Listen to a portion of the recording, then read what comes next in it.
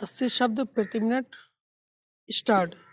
श्रीमान, क्या महंगाई भत्ते के संबंध में जो सिफारिश की गई थी उसे सरकार ने लागू किया?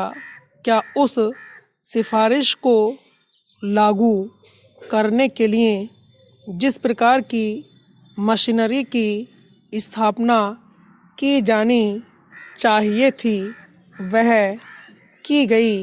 हमारी सरकार ने पहले पे कमीशन की रिपोर्ट को खटाई में रखा क्योंकि वह कर्मचारियों के हितों में जाती थी और दूसरे पे कमीशन की रिपोर्ट को पंच परमेश्वर का फैसला कहकर लागू करने की कोशिश की। मेरा निवेदन है कि अगर दोनों वेतन आयोगों में मतभेद था और अगर दूसरे वेतन आयोग की सिफारिशें ऐसी थीं जिनमें कि कर्मचारियों की वर्तमान सुविधाओं में कटौती होती है तो उसके संबंध में केंद्रीय कर्मचारियों के प्रतिनिधियों से मिलने में किसी प्रकार की आपत्ति नहीं होनी चाहिए।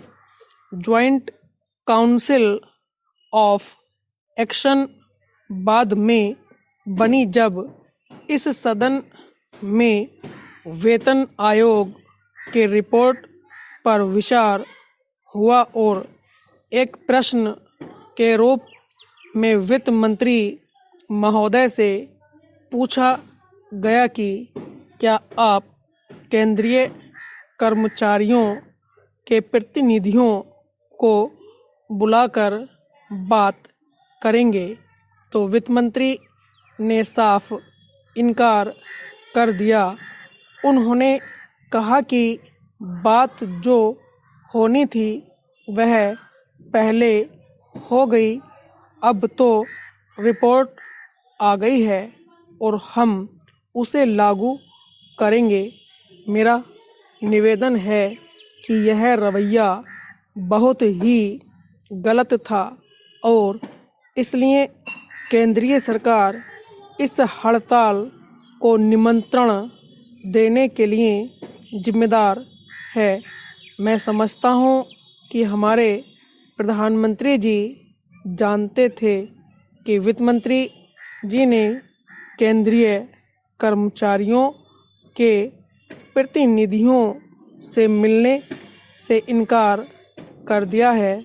उस समय हड़ताल की कोई बात नहीं थी और शायद लोगों के दिमाग में हड़ताल का विचार ही नहीं था और अगर उसी समय केंद्रीय कर्मचारियों के प्रतिनिधियों से सरकार की बातचीत हो जाती तो हड़ताल की नौबत न आती, मगर सरकार ने हठधर्मी का रुख अपनाया जिसका परिणाम यह हुआ कि हमें हड़ताल के दुर्भाग्य का सामना करना पड़ा।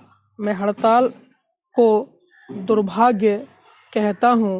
यह केंद्र सरकार के लिए भी दुर्भाग्य की बात थी और जिनके हाथों में केंद्रीय कर्मचारियों का नेतृत्व था उनके लिए भी दुर्भाग्य की बात थी कि हमको देश में हड़ताल का दृश्य देखना पड़ा। लेकिन मेरा निवेदन है कि अगर सरकार चाहती तो हड़ताल को टाल सकती थी।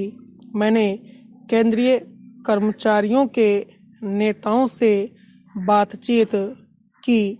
वे नहीं समझे थे कि हड़ताल करनी पड़ेगी, यहाँ तक कि उन्होंने हड़ताल की तैयारी भी नहीं की थी, न हड़ताल के लिए प्रोत्साहित किया। स्टॉप।